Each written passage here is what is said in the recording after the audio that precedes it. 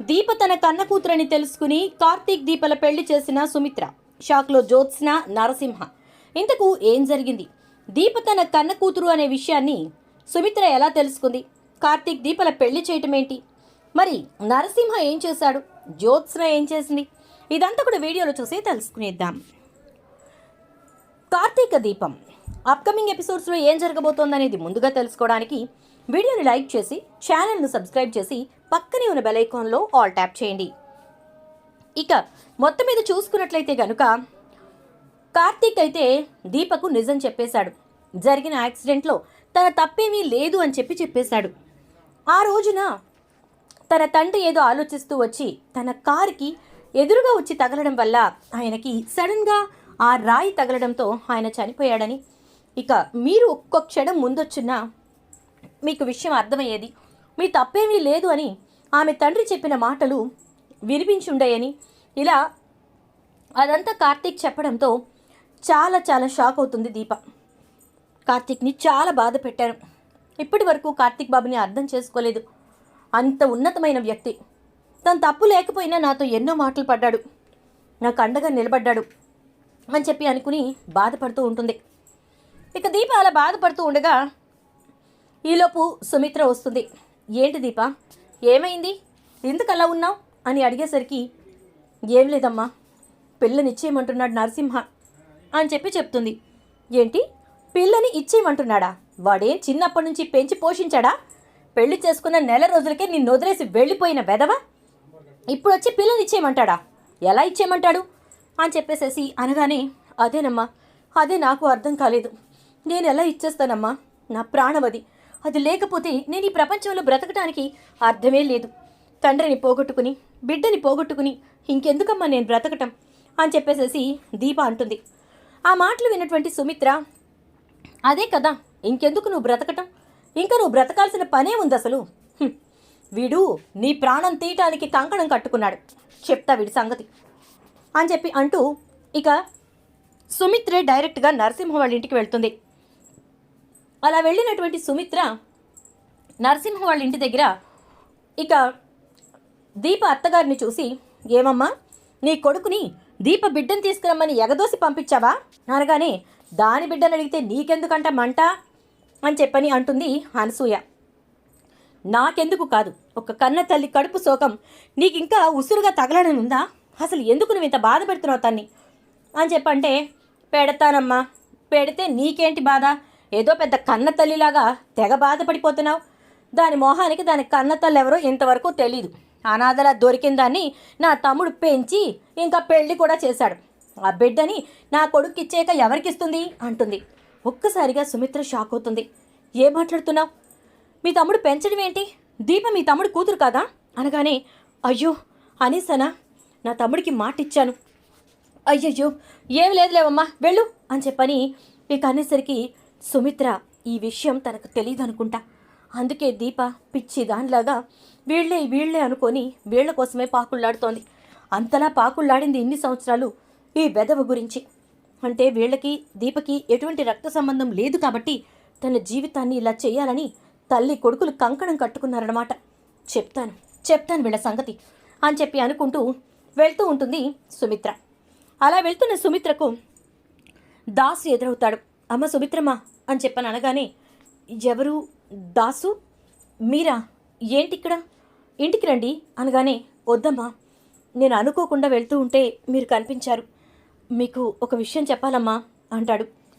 ఏంటి దాసు, ఏమైంది, ఏమైనా డబ్బులు కావాలా, మీ ఆవిడ పాప బాగున్నారా అంటే, పాపకేంటమ్మా, రాజభోగాలు అనిపిస్తూ సంతోషంగా ఉంది కదా, నా కూతురు బాగానే ఉందమ్మా అని చెప్పనంటే, రాజభోగాలా, నాకు అర్థం కాలేదు, మిమ్మల్ని మీ అమ్మగారు మొత్తానికి సెటిల్ చేసినట్టున్నారు అంటే, నా వాలకం చూస్తే తెలియట్లేదమ్మా నేను ఎంత సెటిల్ అయ్యాను, నా కూతురు మాత్రమే రాజభోగాలు అనుభవిస్తోంది, సంతోషంగా ఉంది అని అంటాడు. అదేంటి, నాకు అర్థం కాలేదు, ఎవరికైనా దత్తత ఇచ్చారా అనగానే, దత్తత నేనివ్వలేదమ్మా, బలవంతంగా నా బిడ్డని నా నుంచి దూరం చేసి వేరే వాళ్ళ ఇంటి వారసురాల్ని చేసింది మా అమ్మ అని అంటాడు. అవునా, అదేంటి అని అనగానే, అది సరే చెప్తాను, మీరేంటి ఇటు వచ్చారు అంటే, మా ఇంట్లో దీప ఉంది కదా, మీకు తెలియదు అనుకుంటా, దీపకి కష్టాలు ఎక్కువైపోయినాయి, వాళ్ళ ఆయన ఇదిగో కన్న చిన్న పాపని కూడా ఇచ్చేయమని చెప్పి గొడవ పెడుతుంటే అది నేను ఎందుకు బతకాలి అని చెప్పని బాధపడుతోంది. అందుకే వచ్చాను అనగానే, కన్నపేగ్ కదమ్మా, అలాగే కదిలించుద్దులేండి అంటాడు. కన్నపేగేంటి? నేను కన్నది జ్యోత్స్నని, దీపని కాదు. నేను చెప్తోంది దీప గురించి, జ్యోత్స్న గురించి కాదు అనగానే, నేను చెప్తోంది కూడా దీప గురించేనమ్మా. మీది కన్నపేగు కదా, అందుకే కన్న కూతురు కష్టాల్లో ఉంటే తట్టుకోలేకపోతున్నారు అని అంటాడు. నా కన్న కూతురు కష్టాల్లో ఉండడం ఏంటి దాసు? నాకేమీ అర్థం కావట్లేదు. జ్యోత్స్న బాగానే ఉంది కదా అని అనగానే, జ్యోత్స్న బాగానే ఉందమ్మా, కానీ జ్యోత్స్న మీ కన్న కూతురు కాదు కదా. దీప జీవితం బాగోలేదు, కానీ దీప మీ కన్న పేగు పంచుకుని పుట్టిన బిడ్డ కదా. మీ కన్న పేగుని తెంచుకుని ఈ భూమి మీదకి వచ్చిన బిడ్డ కదా. స్వార్థం మీ ఇద్దరిని వేరు చేసిందమ్మా. మీ ఇద్దరినే కాదు, పుట్టిన ఆడపిల్లల్ని కూడా ఒకచోట ఉండవలసిన వాళ్ళని ఇంకొక చోటకి మార్చేస్తుంది. ఇదంతా స్వార్థంతో కూడుకున్న ఈ ప్రపంచం చేసిన పనమ్మా అని చెప్పి చెప్తాడు. ఇక దాసు ఆ మాటలు విని ఒక్కసారిగా షాక్ అయిపోతుంది సుమిత్ర. ఏంటి దాసు నువ్వు చెప్పేది నిజమా? నువ్వు మాట్లాడుతోంది నిజమా అని చెప్పని అంటూ ఉంటే, అవునమ్మా నిజం, అబద్ధం కాదు. నేను అందుకే అటు వెళ్తున్న వాడిని కూడా, ఇదేంటి దీప అత్తగారింటి దగ్గరికి మీరు వస్తున్నారు అని చెప్పి చూశాను. దీప ఇక్కడికి రావడం తెలుసు, మీ దగ్గర ఉండడము తెలుసు అని చెప్పని అనగానే, నా దగ్గర దీప ఉందని తెలుసా అంటే, తెలుసమ్మా. ఆ పిల్ల ఏ రోజైతే మీ ఇంట్లో నుంచి తప్పి వేరే ఇంట్లో పడిందో అప్పటి నుంచి నేను బిడ్డ ఎలా ఉందో ఏంటో చూసుకుంటూనే ఉన్నాను. తన్ని తీసుకెళ్లిన వ్యక్తి అసలు చంపమని చెప్పి చెప్పింది మా అమ్మ అనగానే, ఏంటి మీ అమ్మ అంటుంది. మా అమ్మే ఇదంతా చేసింది, బిడ్డని చంపేయమని చెప్పి చెప్పింది. కానీ దాని అదృష్టం బాగుండి కనీసం భూమి మీద నూకలుండి అది ఆ కుబేర్ చేతుల్లో పడి బ్రతికిందమ్మా. ఇప్పుడు దాని కష్టాలు చెప్పనలవి కాకుండా ఉన్నాయి అనగానే, చాలా చాలా థ్యాంక్స్ దాసు, నిజంగా నా నెత్తిన పాలు పోసావు. నా బిడ్డని నేను చాలా ప్రశాంతంగా నా జీవితంలో నేను చూసుకోగలిగాను. చాలు దాసు చాలు అని చెప్పేసేసి అంటూ గబగబా ఇంటికి బయలుదేరుతుంది సుమిత్ర. ఇంటికి వెళ్ళేసరికి ఇంట్లో కైకేయిలాగా గొడవ పెడుతూ ఉంటుంది పారిజాతం. దీపని కొట్టేదాకా వస్తుంది. ఎందుకంటే దీప ఉండడం వల్లే కార్తీక్కి జ్యోత్స్నకి మధ్యన అడ్డుగా ఉందని, దీప వల్లే ఇంట్లో గొడవలు జరుగుతున్నాయని ఎవరూ లేని సమయం చూసి దీప మీద చెయ్యి ఎత్తుతుంది. అప్పుడే లోపలికి వస్తున్న సుమిత్ర, అత్తయ్య అని చెప్పి గట్టిగా అరుస్తుంది. సుమిత్ర రా సుమిత్ర, అసలు ఏం చేసిందో తెలుసా అనగానే, ఎవరు ఏం చేశారని మాట్లాడుతున్నారు అని అంటుంది సుమిత్ర. అదేంటి దీప గురించే మాట్లాడుతున్నాను సుమిత్ర అనగానే, దీప గురించి మాట్లాడేంత అర్హత హక్కు మీకున్నాయా అనగానే, ఎందుకు సుమిత్ర అలా మాట్లాడుతున్నావు? అర్హత దాకా వెళ్తున్నావెందుకు? దానికంటే నేనేం తీసిపోయిందాన్ని కాదు అనగానే, అదెక్కడా మీరెక్కడా అంటుంది సుమిత్ర. ఏంటి అదెక్కడా నేనెక్కడా? అసలు ఏం మాట్లాడుతున్నావో తెలుస్తుందా అని చెప్పి అనగానే, నేను పర్ఫెక్ట్గానే మాట్లాడుతున్నా, మీరే కరెక్ట్గా మాట్లాడట్లేదు. మీరు చేసిన పనులు కరెక్ట్గా ఉంటే కదా అని చెప్పని అంటూ ఉండగానే నరసింహ వచ్చి గుమ్మంలో నుంచి గోల చేస్తూ ఉంటాడు. వెంటనే సుమిత్ర కార్తీక్కి కాల్ చేస్తుంది. ఇక్కడ పారిజాతానికి అర్థం కాదు అసలు ఏం జరుగుతోంది, సుమిత్ర ఎందుకు ఇలా మాట్లాడుతుందని. కార్తీక్ అర్జెంటుగా లాయర్ని తీసుకుని రారా అని చెప్పి చెప్తుంది. అలాగే అత్త అని చెప్పి కార్తీక్ లాయర్ని తీసుకొని అక్కడికి వస్తాడు. వచ్చేసరికి, లాయర్ గారు సిస్టమ్ అక్కడ ఉంది, వెంటనే పేపర్స్ రెడీ చేయండి, ఆ నరసింహకి దీపకి డైవర్స్ ఇప్పించండి, అండ్ బిడ్డ సంరక్షణ మొత్తం తల్లి చేతుల్లోనే ఉంటుందని చెప్పి మొత్తం అంతా కూడా కోర్టులో వేయండి అని చెప్పి చెప్తుంది. అమ్మా అది అంటూ ఉంటే, నువ్వు మాట్లాడకు అని చెప్పి చాలా సీరియస్గా చెప్తుంది. ఏంటి సుమిత్ర సడన్గా దీప మీద ఇంత ప్రేమ పొంకొచ్చేసింది, దాంతోపాటు డెసిషన్స్ కూడా తనే తీసేసుకుంటుందేంటి, దీప అభిప్రాయం కూడా తీసుకోవట్లేదేంటి అని చెప్పేసి ఆలోచిస్తూ ఉంటుంది.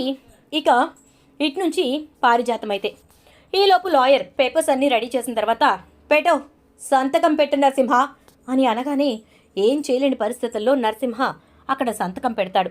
సార్ వెంటనే వీటిని కోర్టులో వేసి ఎంత త్వరగా వీలైతే అంత త్వరగా డైవర్స్ ఇప్పించండి అంటుంది సుమిత్ర. ఇక లాయర్ అయితే సరే మేడం అంటూ వెళ్ళిపోతాడు. ఏంటండి ఇది, దాని కాపురం మీద మీ పెత్తనం ఏంటి, ఏదో కన్నబిడ్డలాగా అంటే, ఎస్ కన్నబిడ్డే, అది నా కన్న కూతురే అంటుంది సుమిత్ర. ఒక్కసారిగా పారిజాతం షాక్ అయిపోతుంది.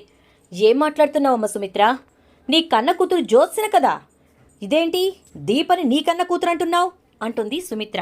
"హ, ఏంటి సారీ అంటుంది పారిజాతం.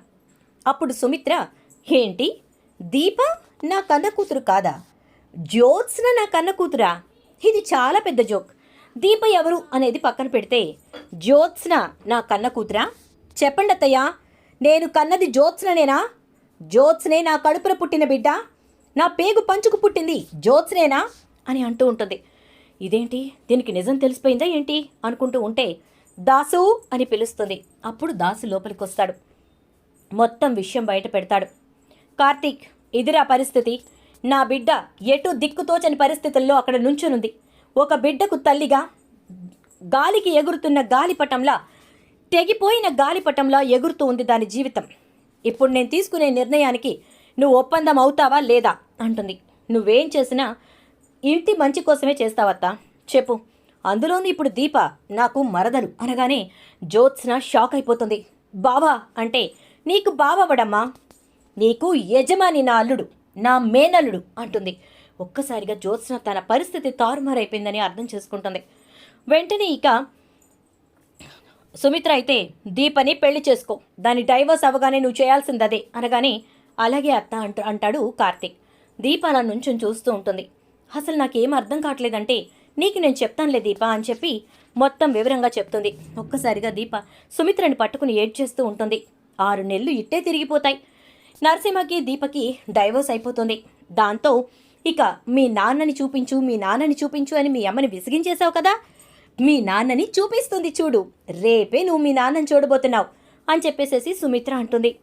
అని కార్తీక్ దీపల పెళ్లికి అంగరంగ వైభవంగా ఏర్పాట్లు చేస్తుంది. సుమిత్ర డెసిషన్కి ఎవ్వరూ నోరు విప్పలేని పరిస్థితి. ఇక ఇట్నుంచి పారిజాతం మాట్లాడితే మనవరాల్ని తీసుకుని బయటికి పొమ్మంటాడు శివనారాయణ. ఏమీ చేయలేక అలా నిలబడి చూస్తూ ఉంటే జ్యోత్స్న, బాగా చేశావు, నా జీవితాన్ని చాలా బాగా చేశావు అంటూ ఉంటుంది. మొత్తానికి కార్తీక్ దీపల పెళ్ళైపోతుంది. శౌర్య వాళ్ళిద్దరి మధ్యలో నుంచుంటుంది. చూద్దాం మరి రాబోయే ఎపిసోడ్స్లో ఏం జరుగుతుందో. వీడియోని ఇస్తే లైక్ చేసి వీడియో షేర్ చేయండి. అలాగే ఛానల్ సబ్స్క్రైబ్ చేసుకుని పక్కన బెల్ ఐకాన్లో ఆల్ ట్యాప్ చేయండి.